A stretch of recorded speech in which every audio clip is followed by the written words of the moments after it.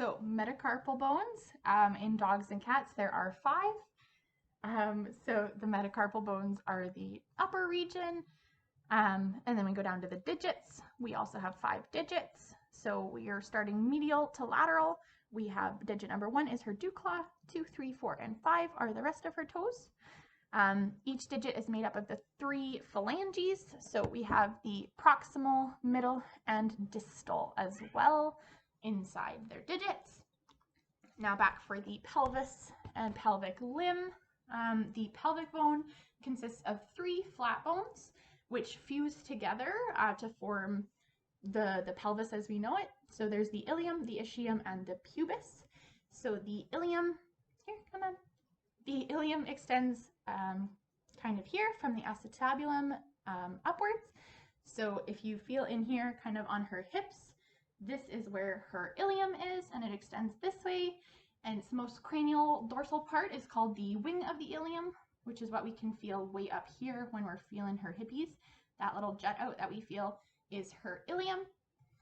The ischium is the lower part of the major bones that form the pelvis. So the ischium is kind of hard to get to under here, but it is kind of underneath. It is where the ischium, so it's the lower part of it. And then the kind of broadening most dorsal caudal processes are called the ischial tuberosities.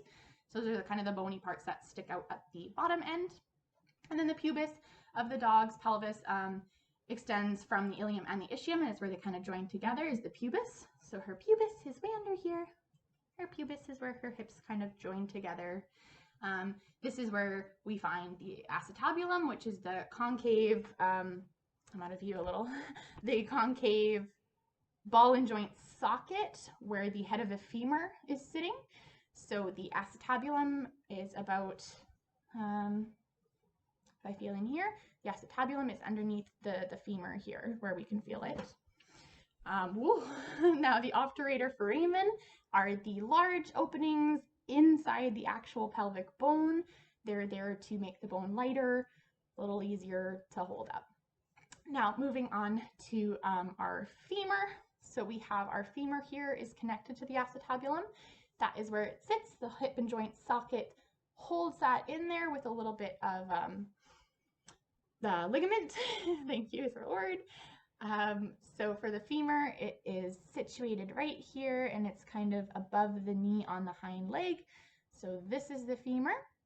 The greater trochanter is kind of it's the largest tubercle at the kind of the proximal extremity of the femur bone. So the femur has the acetabulum stuck in here, and then opposite of that we have the greatest tubercle. So that is right here. It's that little process that sticks out on the other side, which is where opposite to the head of the femur. Now the patella right here is her little kneecap. So that is her patella right here that I am feeling. Patella, it rides in the patellar groove on the cranial surface here of the femur. Now we have the tibia. The tibia, so right here is our tibia, our tiny tibia. The tibial tuberosity is the point that you can feel below the knee. So the tibial tuberosity is about here on my thumb. And the tibial crest is the crest here that you can feel in the tibia. Now the fibula runs down the lateral surface of the tibia, so it's right here inside. So you have the tibia outside, and inside here on the medial surface is the fibula. Our tarsus is pretty similar to our carpus. So again, it is right here. It is arranged in 2 stacks of rows of bones, and they kind of stick out at the back of almost the heel. The calcaneus bone now is the largest of the tarsal bones. This here is the calcaneus on Peanut. So it's that kind of process that sticks out the back. Now with dogs, moving on to the metatarsal bones, Peanut only has 4 metatarsal bones and 4 digits as well. If dogs that have back hind dew claws, they do have that 5th digit. So we count still medial to lateral. You don't count the hind dew claw if it's there, you skip it. So we have metatarsal 1, 2, 3, and 4. So 5 metatarsals if there's the dew claw.